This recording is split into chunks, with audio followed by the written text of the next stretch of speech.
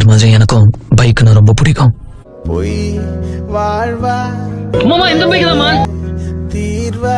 நல்லா இருக்குதுல்ல? நல்லா தாண்டா இருக்கு, ஆனா விலை ஜாஸ்தியா இருக்க போகுதுடா. உன்னால முடியாதுன்னு யாராவது சொன்னா நீ நம்ப வேண்டியது அவங்கள இல்ல, ஒண்ணு.